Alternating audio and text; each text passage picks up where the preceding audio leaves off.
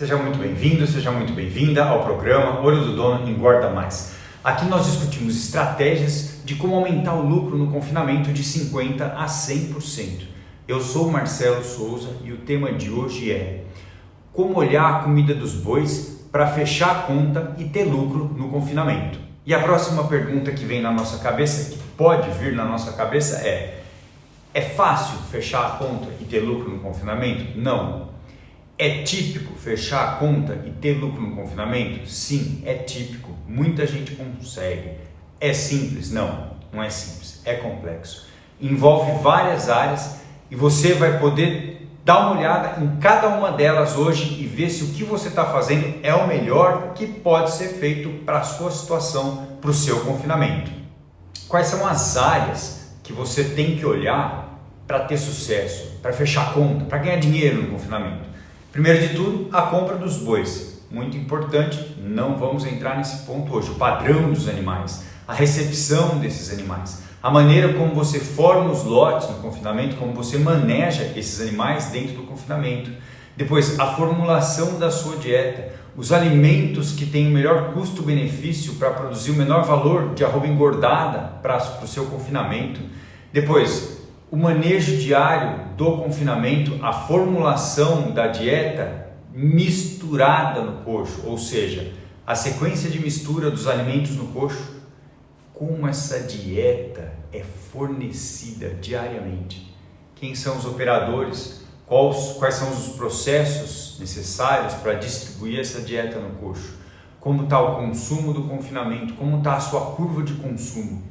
Vários fatores, desde a chegada dos animais da propriedade até o tanto que esses animais comem e principalmente o que esses animais comem.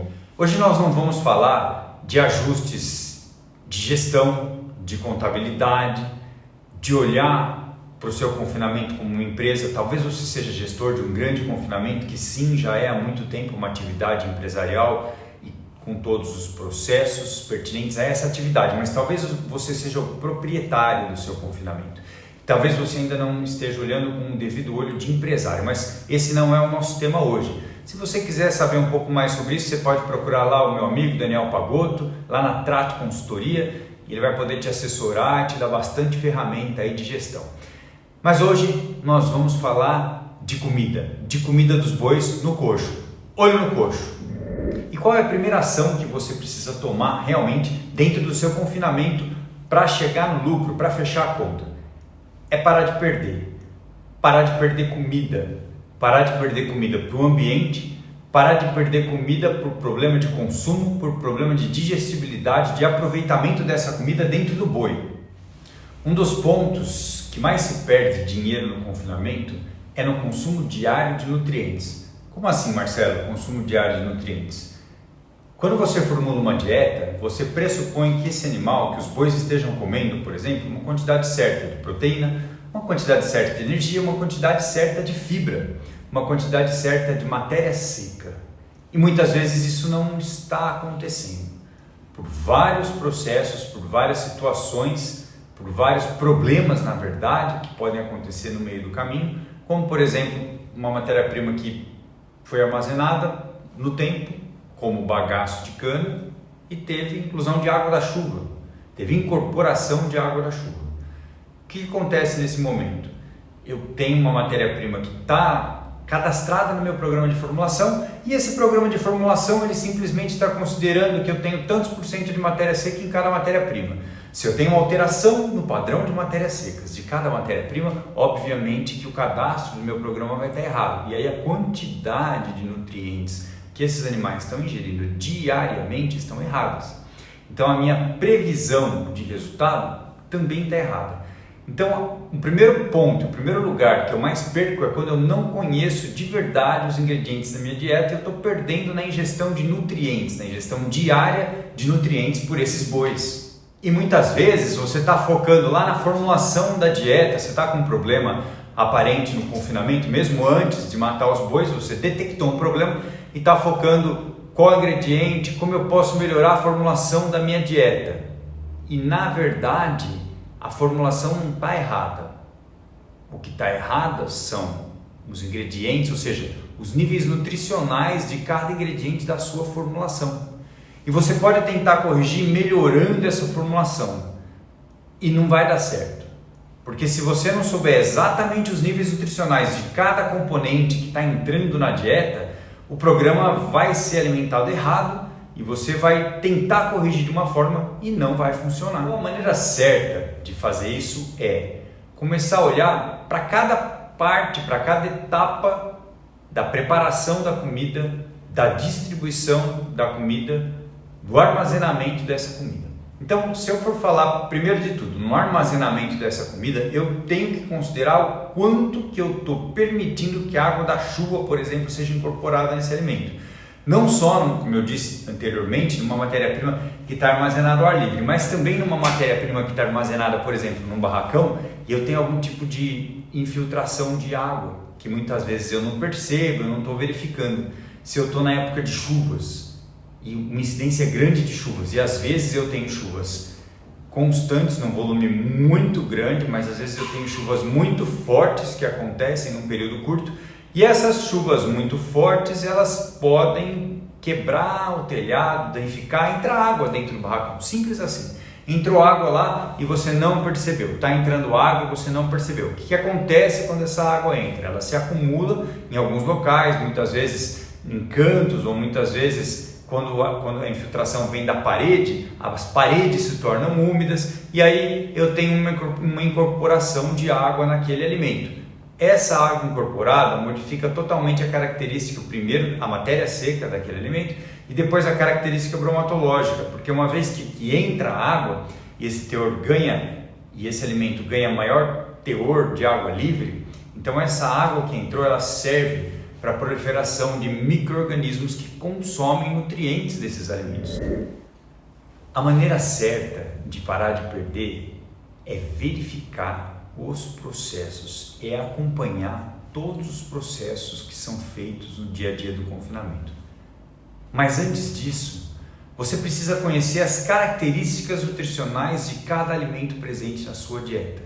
E eu não digo simplesmente saber que milho é milho, tem tantos por cento de NDT, tantos por cento de proteína, não.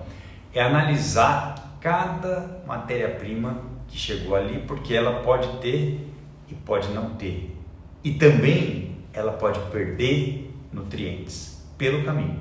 Esses alimentos perdem qualidade nutricional porque os micro-organismos que já estavam ali, e quando a gente fala em micro-organismo, parece uma palavra um pouco longe da nossa realidade, difícil, lá no laboratório, micróbio, não. Micro-organismo significa bactéria, significa fungo, significa protozoário, que está no meio ambiente, que estão normalmente no meio ambiente. E quando eu coloco água ali, essa turma se multiplica. E aí quando ela se multiplica, ela fermenta, por exemplo, bactérias fermentativas. Elas fermentam o quê? Açúcares, por exemplo, proteínas, que são os nutrientes dos meus alimentos. E é exatamente isso que eu estou falando hoje. Você acha que tem tanto de proteína e tanto de energia e não tem. Porque, por exemplo, a água da chuva foi incorporada num alimento e sim, esse alimento não é mais aquele alimento original que você comprou. Agora, não é muito simples você dimensionar um confinamento, o tamanho do barracão, o tamanho da sua operação. Quando você é um pouco menor, quando você não tem uma atividade grande de escala, não é muito difícil, não é muito fácil, é difícil. Quando você também tem uma operação em escala e precisa crescer, precisa escalar rápido, é difícil. Muitas vezes a gente escala lá na frente, né? Traz os bois, aumenta os currais, e o barracão a gente tenta usar o que a gente tem, né? Muitas vezes a capacidade ociosa daquele barracão, ou seja, a capacidade que eu ainda tinha para usar, que eu não estou usando, ela já foi vencida. Eu não tenho mais onde colocar. E aí começa a escapar um pouquinho dali, um pouquinho aqui. E tudo bem, muitas vezes as coisas funcionam, mas existe um problema de perda de dinheiro. E é aí que eu falo, precisa parar de perder dinheiro com a comida, nesse ponto. Esses alimentos que foram danificados, prejudicados com a incorporação de água da chuva, por exemplo, ou do meio ambiente, além de ter os valores nutricionais reduzidos, ou seja, não tem o mesmo nível nutricional que ele deveria ter originalmente, ele também pode conter toxinas. E essas toxinas, elas são produzidas por bactérias e por fungos. E por que é um problema ter toxina nesses alimentos? Ah, Marcelo, o boi é rústico, ele aguenta. Sempre foi assim. É verdade, o boi é rústico, ele aguenta. Mas por que isso é um problema?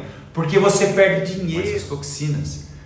Quando elas entram no organismo do animal, que está ali sobre uma condição de dieta forte, sob uma pressão, vamos dizer assim, para ganhar peso, para consumir mais, para ter o máximo desempenho. Então nós estamos falando aqui de um carro de Fórmula 1, não é de um Fusca. E esses alimentos, então, que receberam água da chuva, além de eles terem os seus valores nutricionais reduzidos, de eles terem sido prejudicados pela incorporação da água da chuva, eles também podem conter toxinas. Toxinas, sim, as toxinas que vêm da fermentação, por exemplo, de bactérias, porque bactéria e fungo tem em todo lugar. Então essas toxinas que estão presentes ali, elas são ingeridas pelo animal. Ah, Marcelo, mas o animal é rústico, não vai ter muito problema se ele ingerir toxina, a vida inteira foi assim. Na verdade, sim, o animal é rústico, mas hoje nós viemos aqui para falar em ter lucro no confinamento. E aí essas toxinas me atrapalham bastante. Por quê? Porque elas são ingeridas pelo animal e o animal tem que usar energia para mandar elas embora. Ou seja, a energia que o animal receberia dos alimentos para botar massa, para botar ganho muscular, para na verdade engordar, né? Falando num termo bem simples, uma parte dessa energia tem que ser direcionada para ele se livrar dessas toxinas. De onde vêm essas toxinas? Das bactérias e dos fungos. Então, é muito importante nós estarmos bem atentos à presença dessas toxinas nos alimentos. E qual é o principal indicador que me fala se eu tenho ou não, se eu posso ter ou não uma quantidade maior ou menor de toxinas nos alimentos, de proliferação de micro-organismos indesejados? É o teor de água livre, ou o nível de atividade de água daquele alimento. Para entender isso de uma forma bem simples, eu vou te dizer o seguinte: água livre é a água que está solta dentro do alimento. Então, cada matéria-prima, por exemplo, a polpa cítrica, ela tem lá 90% de matéria seca. 90% de matéria seca significa que ela tem 10% de umidade. Desses 10%, quanto que está livre dentro da polpa e quanto que está agregado às partículas, às moléculas? Esse é o percentual de água livre, ou seja, quantos por cento eu tenho de água que não está presa nas moléculas dentro de cada alimento. Então funciona da seguinte forma: se eu tiver um alimento que apresenta até 0,65 de atividade de água, significa dizer que 65% da água total desse alimento está livre para reação. Quando eu tenho uma atividade de água mais alta que 0,65, ou seja, 0,70 ou 0,75, significa que 75% daquela água que está dentro do alimento está livre para as reações. E isso é um problema muito sério. Água livre significa a água que não está presa às moléculas do alimento, que está livre para reações indesejadas. Então, de toda a água do alimento, existe um percentual que está livre. Quanto maior esse percentual que está livre, mais dessa água vai estar disponível para os micro-organismos que estão presentes nesse alimento, no ambiente, utilizarem essa água para fazerem os seus processos de desenvolvimento. Por exemplo, os fungos que usam dessa água para se multiplicarem, para as colônias de fungos crescem e aí eles produzem as micotoxinas. E com as bactérias funciona da mesma forma. Quanto mais água livre, maior é o substrato, é o alimento para essas bactérias utilizarem, fermentarem e produzirem toxinas.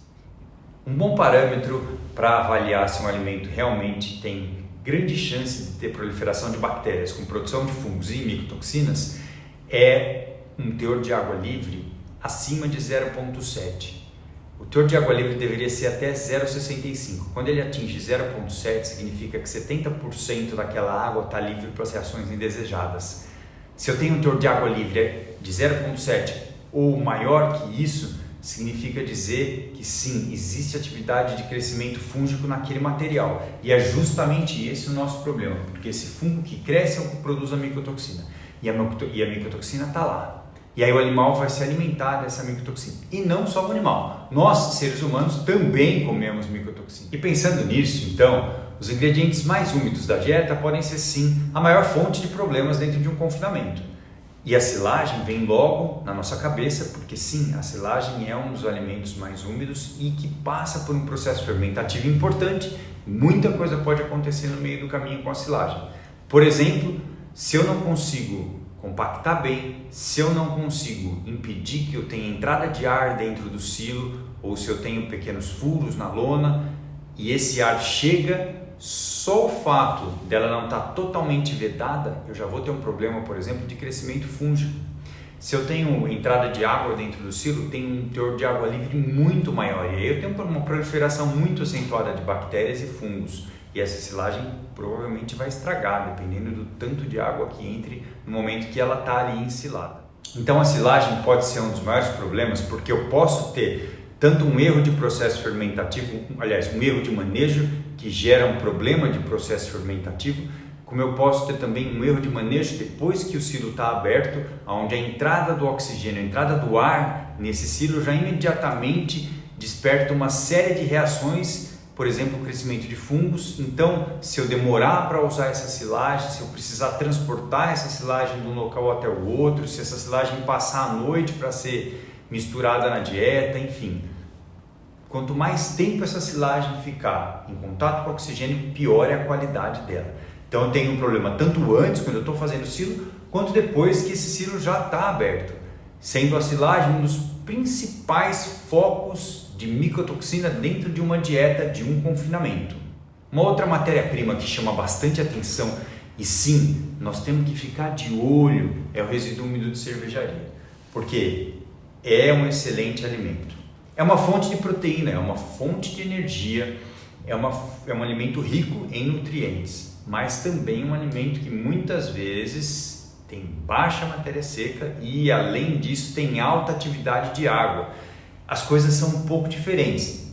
Teor de matéria seca, ou seja, quantos por cento tem de água aquele alimento, é diferente de atividade. E o resíduo úmido de cervejaria é um dos alimentos que tem sim alta atividade de água e tem a chance de ser bem diferente a cada partida. Porque na verdade, se você pensar que quando você vai retirar ou quando a pessoa que te fornece o resíduo úmido de cervejaria, ele pode ir numa unidade de produção, em outra, e dentro da mesma fábrica ainda tem vários tipos de cerveja que são feitas e de cada cerveja tem um substrato diferente. Então, muitas vezes não estamos fornecendo somente cevada quando compramos resíduo úmido de cervejaria, porque a gente bem sabe que já tem muito milho incorporado na produção de cerveja.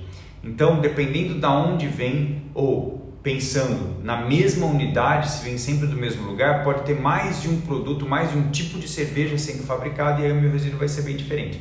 Mas a principal situação que sim, eu deveria considerar, você deve considerar, é o teor de atividade de água desse resíduo úmido de cervejaria. A maneira como ele é conservado, quanto tempo ele é armazenado, porque sim, ele também é um foco muito importante de micotoxinas. E essas micotoxinas, elas também são absorvidas. Além desses alimentos com teor de matéria seca mais baixo, também existem alguns alimentos com alto teor de matéria seca, mas que sim, são problema considerando o tanto que eles absorvem de água do ambiente. Por exemplo, a polpa cítrica pelletizada, que é um excelente alimento, uma fonte de pectina, que se eu tiver disponível a um bom custo, deveria entrar para assim abaixar o nível de amido da minha dieta, para melhorar o ambiente ruminal, mas que quando ele é armazenado, se a região for muito úmida ou se o meu barracão não tiver uma condição própria que evite spray de água, por exemplo, ou se eu estou numa região com alta densidade de chuva, o poder higroscópico dessa polpa cítrica é muito alto. Isso significa dizer que ela absorve muita água do ambiente. É justamente por isso que ela esquenta. Então, quando você esquentou um pouco, pegou fogo, Quando pega fogo é o extremo, significa dizer que o processo fermentativo foi tão intenso e a geração de calor foi tão grande que sim entrou em combustão, porque tinha oxigênio, calor, combustão. E quando eu percebo que uma polpa cítrica está esquentando, significa dizer que eu tenho um processo fermentativo em andamento. E isso me dá duas dicas, ou duas certezas. Primeira, perda de qualidade nutricional, porque o que está sendo consumido ali para produzir calor é açúcar, pode ser proteína, pode ser açúcar. E segundo, que eu tenho também uma proliferação de fungo e que eu vou ter um aumento da concentração de micotoxinas dessa polpa cítrica que está esquentando. O mesmo pode acontecer, por exemplo, com a torta de algodão. Muito comum também entrar em processo fermentativo, esquentar até pegar fogo, mas não numa situação tão grave, sim, a produção, por exemplo, de aflatoxina, que é uma micotoxina muito deletéria, muito importante, que reduz o ganho de peso e que muitas vezes é impregnada na carne e no leite. Então, a presença de micotoxinas nesses alimentos secos também pode ser um problema, dependendo da maneira como eles são armazenados. Olha como é importante impedir que spray de água ou mesmo água da chuva entre em contato com esses nutrientes. Um outro alimento que chama bastante atenção é o DDG. O DDG também é um excelente alimento.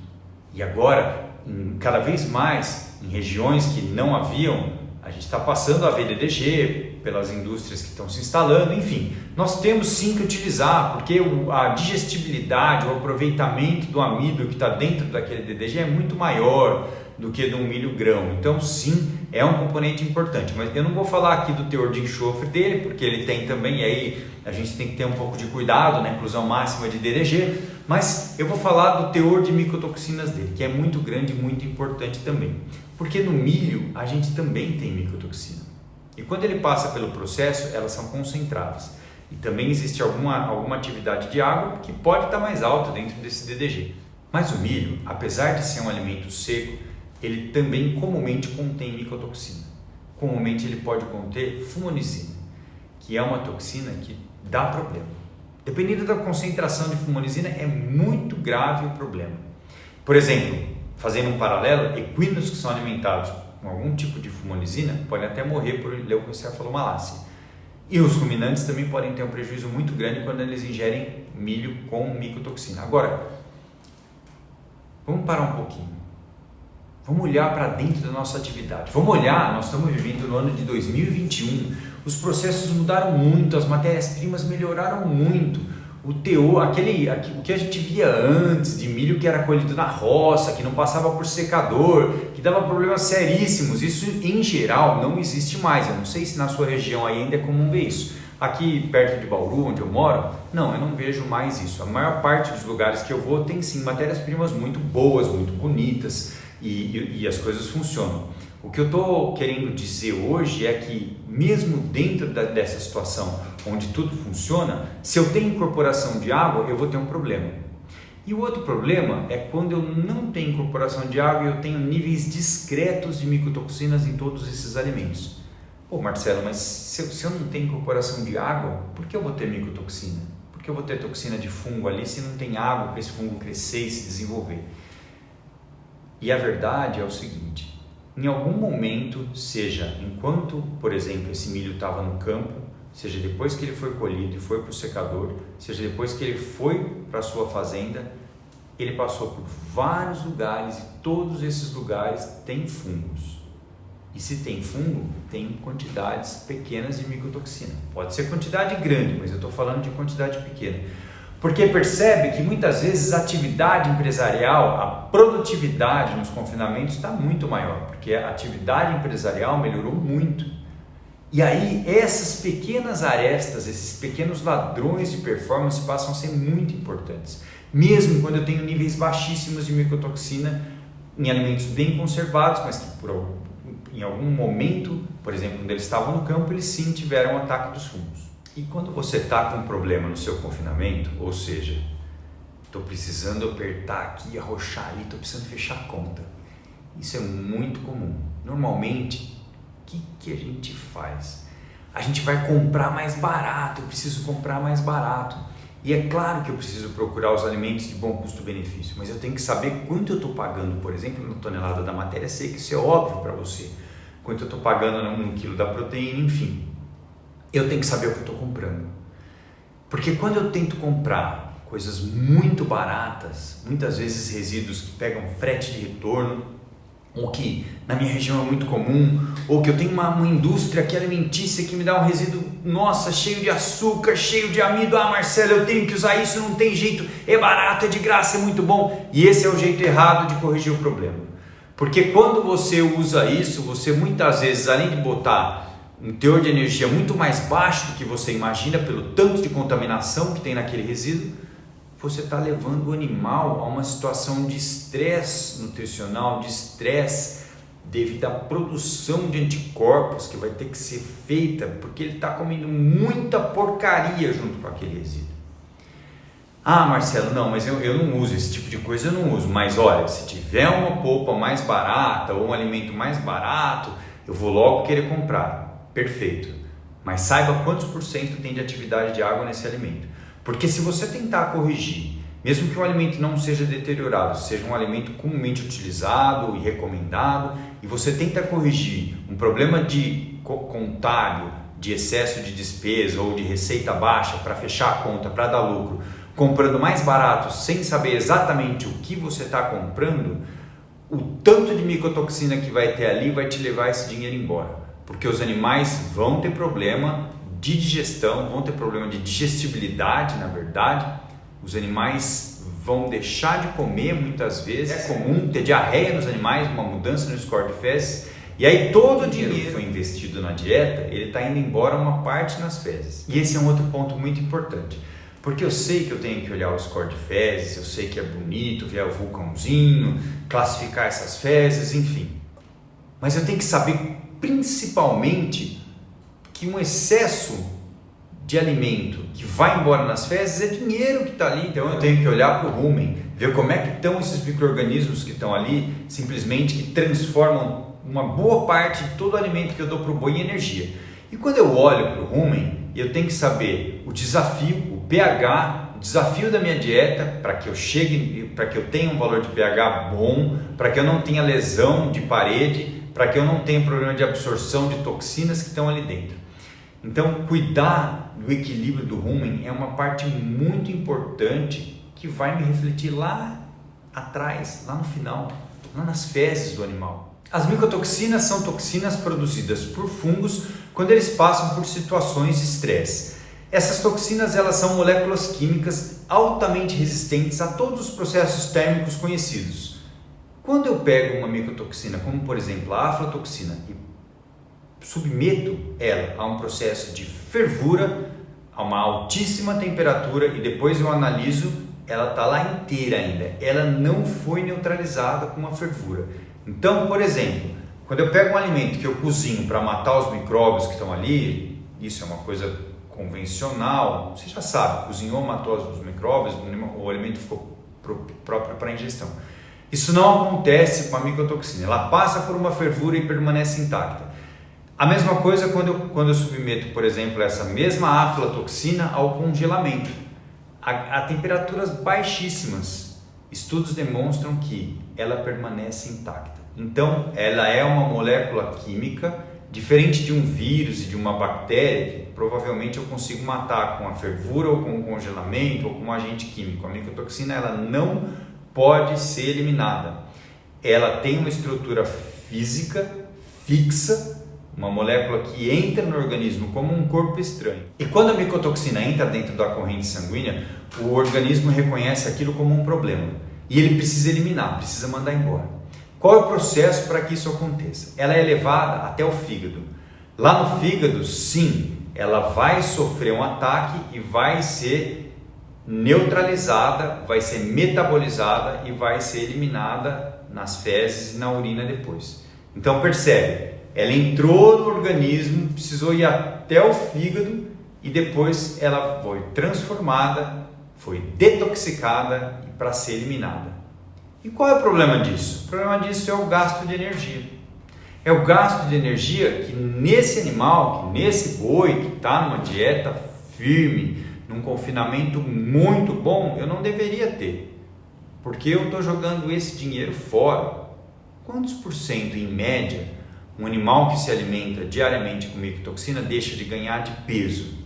Em média, 15% de peso. Ah, mas como que eu sei isso? Marcelo, como você sabe isso?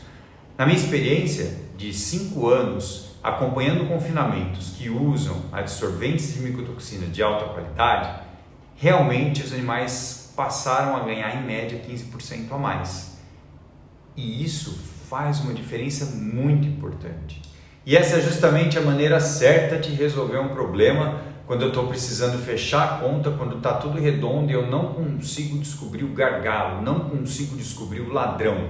Está vazando pelo ladrão, mas eu não sei onde é esse ladrão. E justamente esse ladrão pode ser a micotoxina. E aí como eu faço então para resolver isso? Bom, eu não posso deixar de te falar que é muito importante olhar lá atrás e ver todos os pontos possíveis de entrada dessas micotoxinas dentro da sua dieta. Desde o seu armazém, desde onde você compra a matéria-prima, desde do nível de atividade de água de cada ingrediente da sua dieta. Mas, como já dissemos e como é fato, eu preciso tratar esses animais. Eu preciso usar um adsorvente, um biorregulador, que melhore a qualidade do ambiente ruminal e que neutralize essas micotoxinas dentro do rumen para que elas não sejam absorvidas e então eu não tenha esse gasto de energia do boi para neutralizar elas.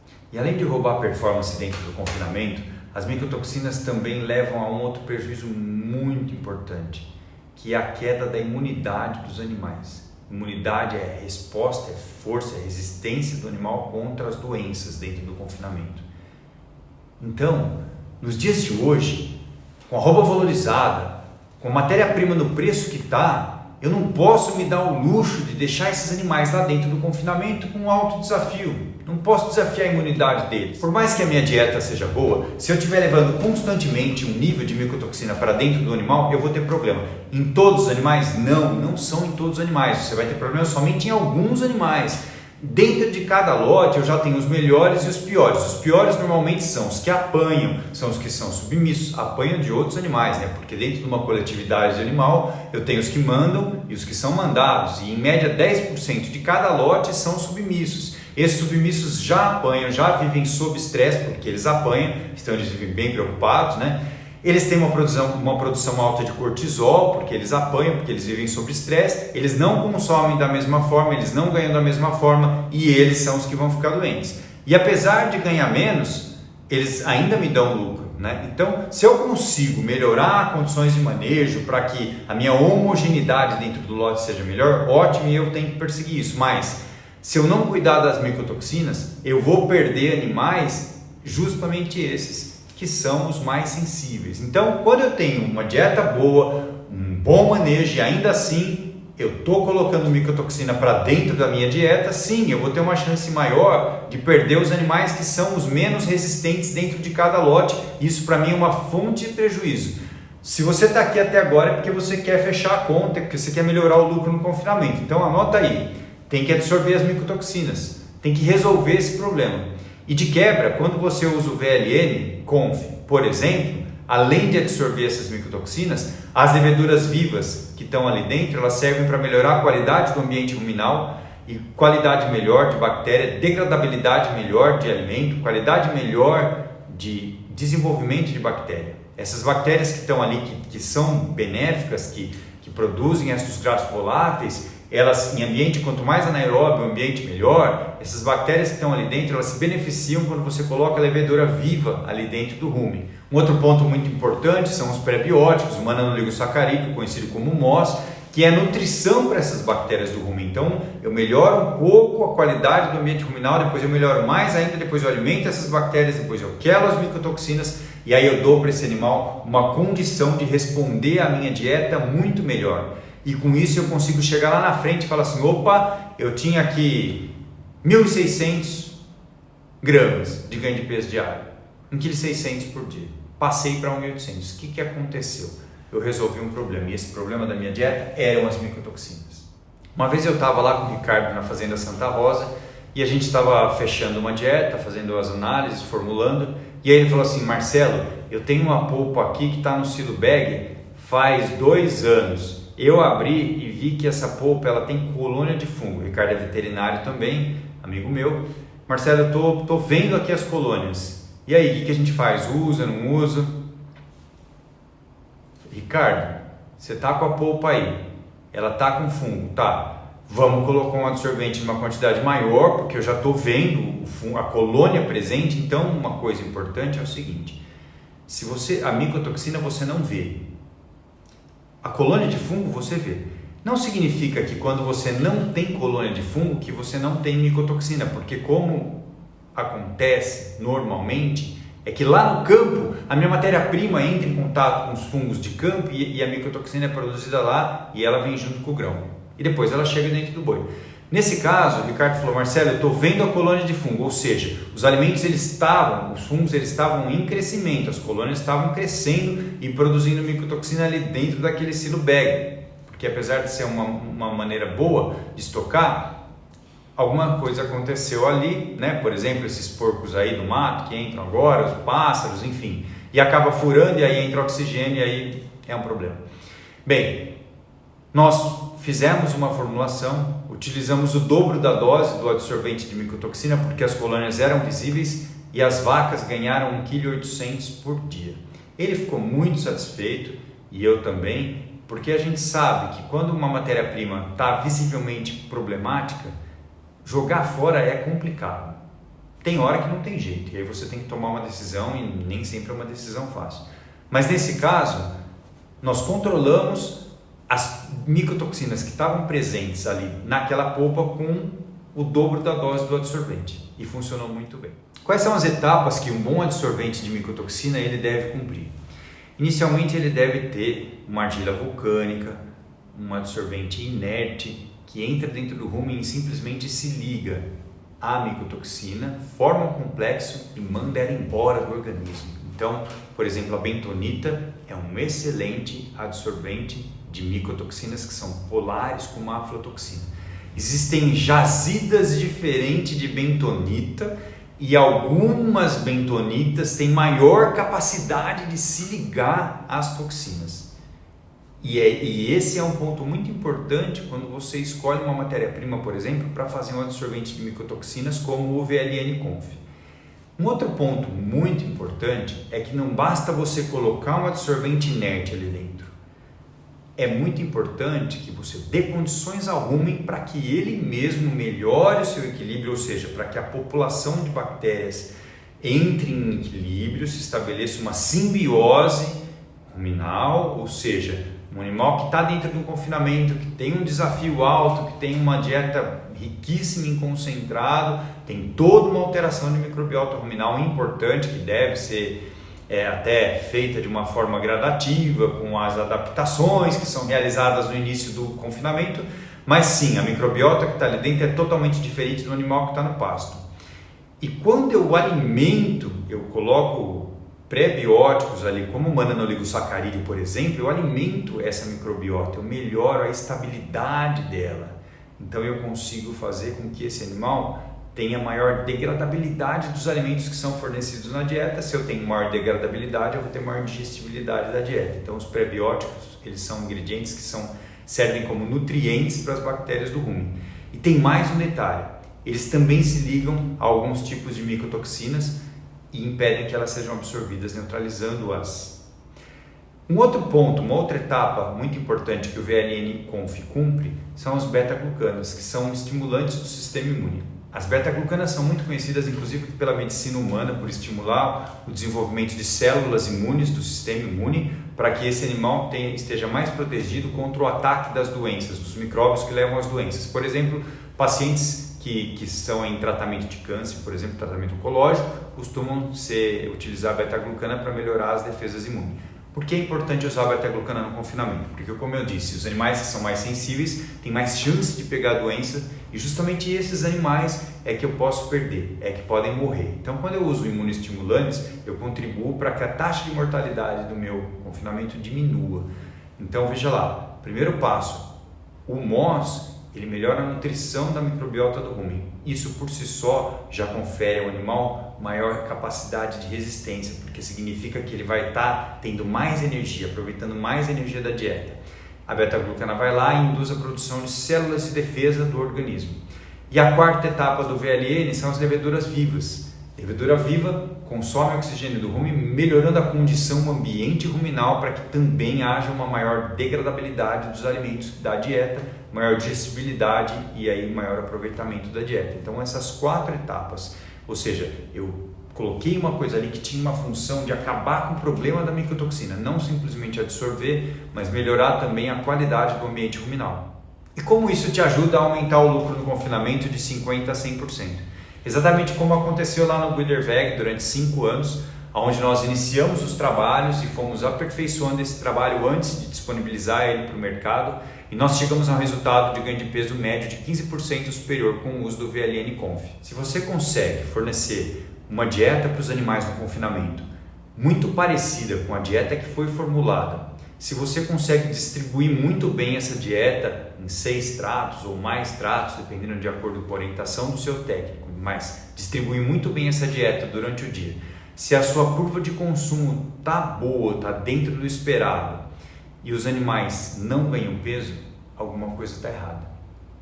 E o que está errado provavelmente é a presença de algum fator antinutricional ou então de uma toxina presente na sua dieta. Porque você já faz tudo certo, tem uma dieta muito bem formulada, uma dieta nobre, animais de bom padrão, que estão consumindo bem e mesmo assim o seu ganho de peso não vem.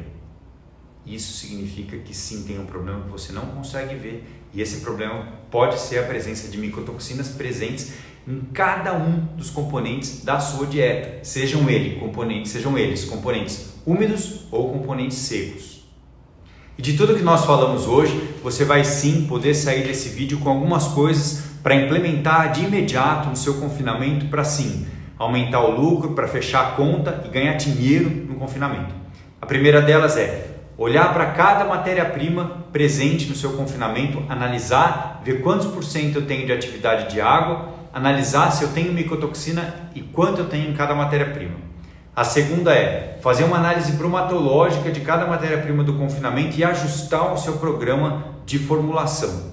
A terceira é olhar para os processos de distribuição, de mistura do trato e distribuição dessa dieta durante o dia. Leitura de coxo, leitura de score de fezes. E a quarta é, depois que tudo isso está muito bem feito, utilizar um adsorvente de micotoxina, um bioregulador como o VLN Conf, por exemplo, para maximizar o aproveitamento da sua dieta dentro do boi. E isso faz você parar de perder dinheiro com comida estragando enquanto ela está armazenada, com boi digerindo mal as coisas e mandando embora nas fezes e com micotoxina roubando energia do seu boi, roubando o ganho de peso do boi. E aí, está preparado para aumentar o lucro de 50% até 100% dentro do seu confinamento?